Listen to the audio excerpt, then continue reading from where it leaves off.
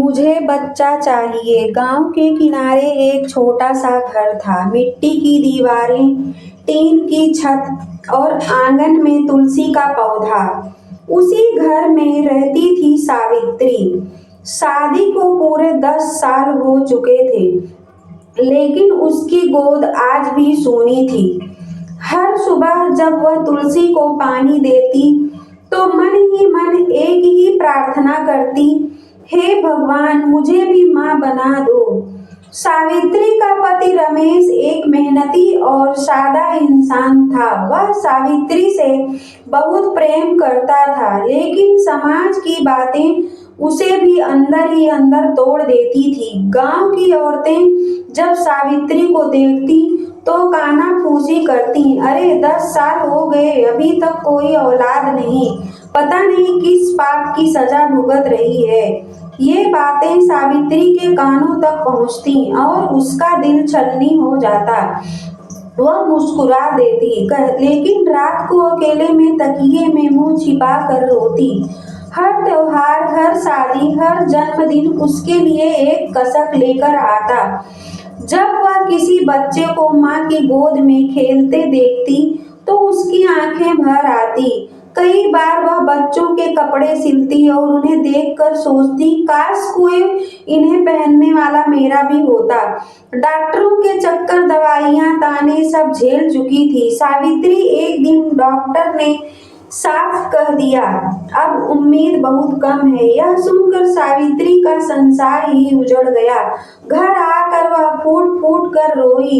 रमेश ने उसे संभालते हुए कहा, सावित्री, तू मेरी जिंदगी है, बच्चा ना सही तू तो है, लेकिन एक औरत का दिल यह बात कहाँ मानता है। माँ बनने की चाह उसकी आत्मा तक बसी होती है।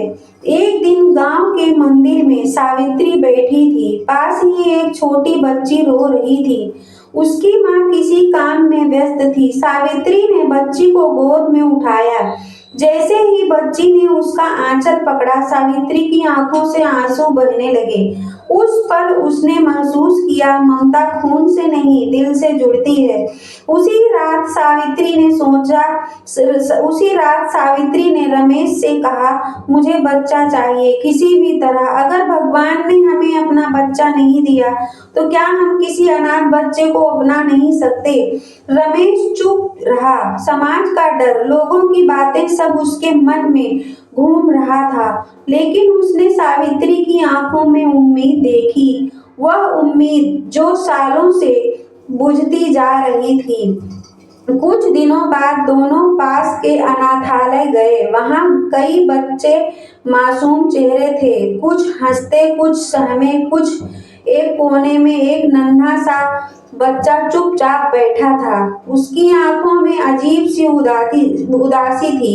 सावित्री उसके पास गई। बच्चे ने उसकी ओर देखा और अचानक उसकी उंगली पकड़ ली। उस पल सावित्री को लगा जैसे उसकी सूनी गोंद भर गई हो। उसने रमेश की ओर देखा। रमेश की आंखें भी नम थीं। यही है हमारा बच्चा, रमेश ने कहा। गांव लौटने पर लोगों ने सवाल उठाए, अपना खून नहीं है, कल को छोड़ देगा, क्यों दूसरे का बच्चा पाल रही हो। लेकिन सावित्री अब मजबूत हो चुकी थी। वह मुस्कुरा कर कहती, माँ बनने के लिए खून नहीं, दिल चाहिए। समय बीतता गया। वह बच्चा सावित्री को माँ कहकर बुलाने लगा। उसकी पहली हंसी, पहला कदम, पहला शब्द, सब कुछ सावित्री की दुनिया बन गया। आज वही लोग जो ताने मारते थे कहते हैं, सावित्री से खुश माँ कोई नहीं। एक दिन मंदिर में सावित्री ने फिर तुलसी को पानी दिया। आज उसकी आंखों में आंसू थे, लेकिन ये खुशी के थे। उसके मन ही मन कहा, भगवान, तूने मेरी सुन ली, तूने मुझे बच्चा दिया, शायद मेरे पेट से नहीं पर मेरे दिल से।